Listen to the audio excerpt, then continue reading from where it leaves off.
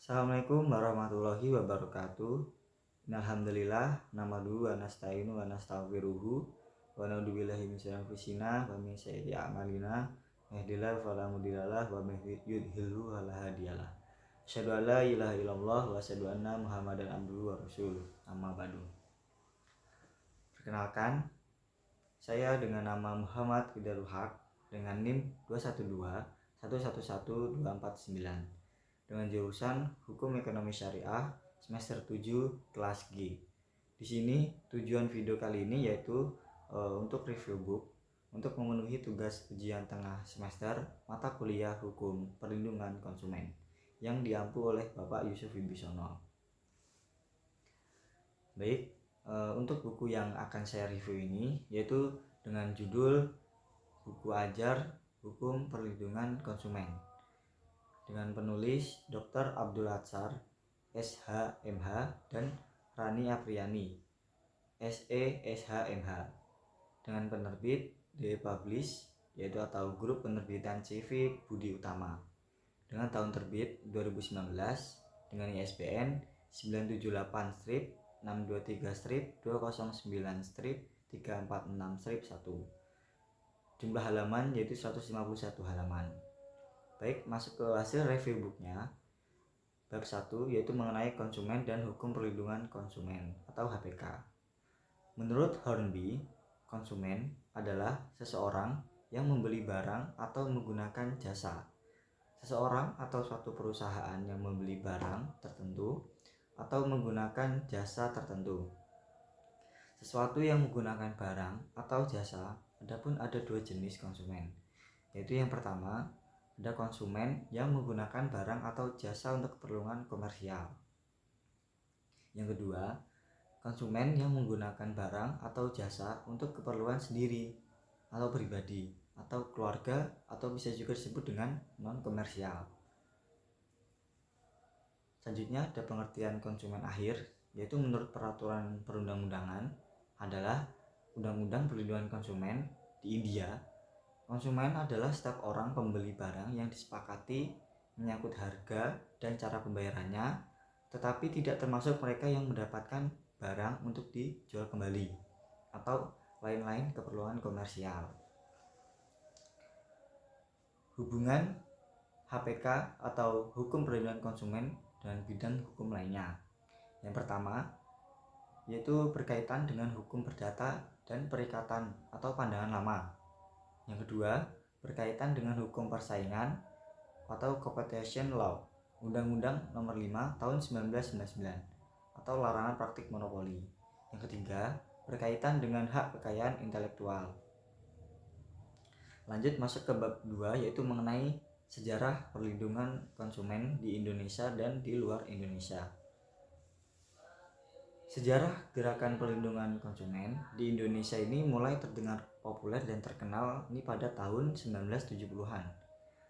Dengan berdirinya suatu lembaga yaitu Lembaga Swadaya Masyarakat Yayasan Lembaga Konsumen Indonesia atau bisa disebut dengan YLKI.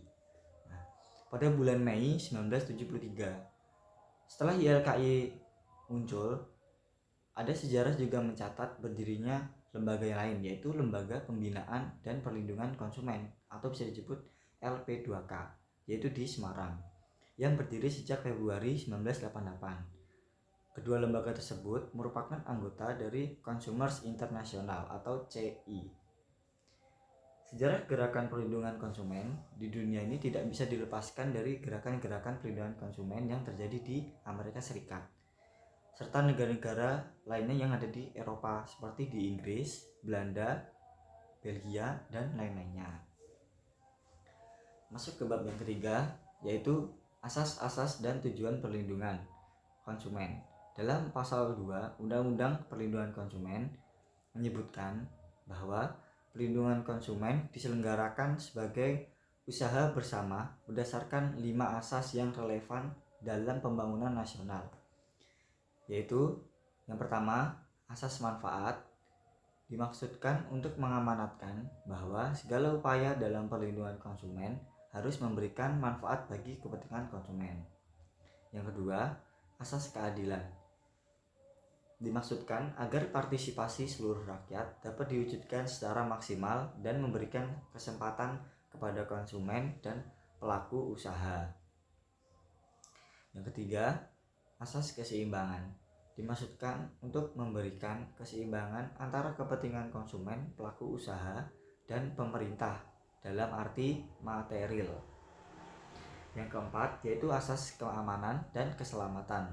Nah, dimaksudkan untuk memberikan jaminan atas keamanan dan keselamatan kepada konsumen dalam penggunaan, pemakaian, dan pemanfaatan barang. Yang kelima yaitu asas kepastian hukum, dimaksudkan agar baik pelaku usaha maupun konsumen dalam menaati hukum. Nah, di sini juga ada materi mengenai tujuan perlindungan konsumen.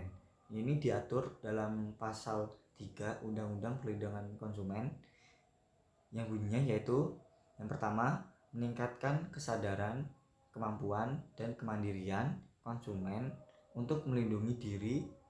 Yang kedua, mengangkat harkat dan martabat konsumen dengan cara menghindarinya dari akses negatif pemakaian barang dan jasa. Yang ketiga, yaitu meningkatkan pemberdayaan konsumen dalam memilih, menentukan dan menuntut hak-haknya sebagai konsumen.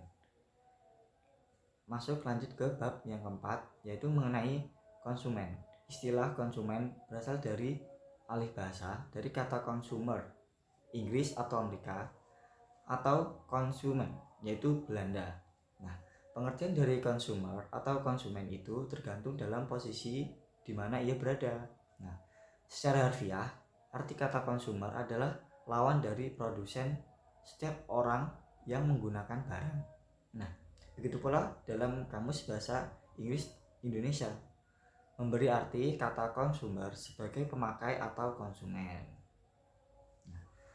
Adapun hak dan kewajiban konsumen dalam pasal 4 dan 5 Undang-Undang Nomor 8 Tahun 1999 tentang perlindungan hak konsumen. Yang pertama, hak atas kenyamanan, keamanan, dan keselamatan. Yang kedua, hak untuk memilih barang dan jasa. Yang ketiga, hak atas informasi yang benar, jelas, dan jujur, dan lain-lainnya. Masuk ke bab yang kelima, yaitu mengenai pelaku usaha. Dalam pasal 1 angka 3 Undang-Undang Nomor 8 Tahun 1999 tentang perlindungan konsumen, ini disebutkan pelaku usaha adalah setiap orang perorangan atau badan usaha melakukan kegiatan dalam wilayah hukum Republik Indonesia, baik sendiri maupun bersama-sama melalui perjanjian kegiatan usaha. Nah, adapun hak dan kewajiban pelaku usaha, yaitu yang pertama, hak untuk menerima pembayaran yang sesuai. Yang kedua, hak untuk mendapatkan perlindungan konsumen. Yang ketiga, hak untuk melakukan pembelaan diri dalam penyelesaian hukum sengketa konsumen. Yang keempat, hak untuk rehabilitasi nama baik. Yang kelima, hak-hak yang diatur dalam ketentuan undang-undang lainnya. Adapun kewajibannya, yaitu yang pertama, beretikat baik dalam melakukan kegiatan usahanya. Yang kedua, memberikan informasi yang benar, jujur, dan jelas. Yang ketiga, memperlakukan atau melayani konsumen secara benar dan jujur. Yang keempat, menjamin mutu barang dan jasa yang diperdagangkan. Yang kelima, memberikan kesempatan kepada konsumen untuk menguji atau mencoba barang atau jasa dan lain-lainnya. Terdapat larangan-larangan bagi pelaku usaha dalam pasal 8 sampai 17 Undang-Undang Nomor 8 Tahun 1999. Pasal 8 sampai 17 dalam Undang-Undang Nomor 8 Tahun 1999 mengatur perbuatan hukum yang dilarang bagi pelaku usaha, yaitu larangan dalam memproduksi atau memperdagangkan, larangan dalam menawarkan atau mempromosikan, dan larangan dalam penjualan secara obral atau lelang.